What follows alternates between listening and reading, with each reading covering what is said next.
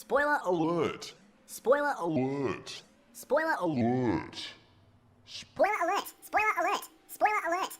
So now that we know that Goku is going to be triumphing over Hit with his Super Saiyan God mixed Kaioken Kamehameha and taking the title for Universe 7, a lot of people are wondering what happens next. And with the exception of Champa wanting to kill his own team, Beerus now has the Dragon Balls. So a rough translation of episode 41's title is, "Come forth Dragon of the Gods and grant my wish, pretty please." What this means is that the Super Dragon Balls are going to be put to use for the very first time. Now this is going to be going back all the way to the conception of the Dragon Ball universe. It is said that the Dragon God Zurama created the Super Dragon Balls on the 41st year of the Divine Calendar. Now that happened a long time ago, and to put things into perspective, the creation of the Super Dragon Balls was the second recorded thing to have ever happened in the Dragon Ball timeline. The first was the creation of Majin Buu. So obviously these Super Dragon Balls have much more potential than the normal Dragon Balls that you'd find on either Earth or Namek. In fact, their power is said to be limitless, which actually gets me thinking on an entirely different topic. If someone could create something that could grant you a limitless wish, that would mean that the creator would have to be limitless themselves, maybe having some form of omnipotence. And so far in Dragon Ball, we haven't seen anyone come close to being omnipotent.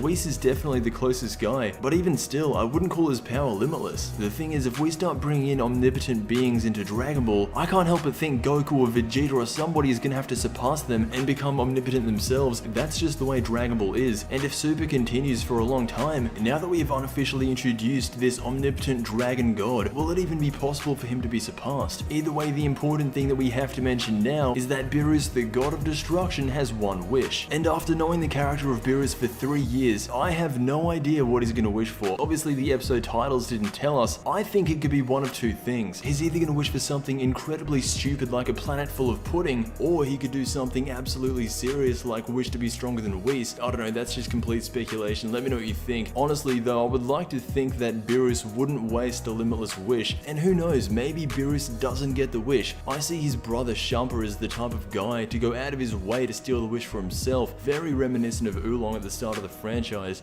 The two most important things that we need to know that we don't currently know is number one, Beerus' wish, and number two, who steps into the ring with Champa. We all thought it was going to be Monaka considering he didn't have a chance to participate in the tournament, but I guess now that's out of the question, unless he really does step in to fight Champa just to be straight up killed. If we're being honest and just keeping this between us, it would be the funniest thing ever to see this amateur fighter in Monaka wanting to go around in the ring with the God of Destruction just for him to get his spine ripped out, his nipples twisted, his legs ripped off. That would be great. So Zurama is looking to be one of the most powerful beings to ever come out of the Dragon Ball franchise, and we have no clue as to what this guy is going to look like. There's been a lot of concept art. As you can see here, we have this. This was clearly based off Shenron, and no disrespect to the artist who drew this, but if the Dragon God Zurama resembled Shenron to this extent, I'd be pretty let down. Here we pretty much have the exact same thing, but instead of being blue, it's gold. And again, Zurama having the same facial features as Shenron would just be a little bit disappointing. This was a design that was going around. To me, it looks like a fusion of Broly, Shenron, and Porunga. It looks nice, but I don't think it would fit Zurama. Now, a lot of people are thinking since Toriyama's been taking it easy with the character designs lately, this has led people to believe that instead of Zurama actually being a dragon, it will be Toriyama himself who grants the wish. But I don't know, with a character like Zurama, I feel like this guy needs to be overly huge. Let's scale things for a second. The Earth Dragon Balls are pretty small, but Earth's dragon is massive. The Super Dragon Balls are the size of planets, so the Dragon God Zurama needs to be so big that you can't even see him on the screen. Anyway, let me know what you think Zurama's design is going to be. I can just imagine once he is summoned, clouds just covering everything over Universe 6 and 7. It should be pretty good, but as always, I will see you in the next Dragon Ball Z video.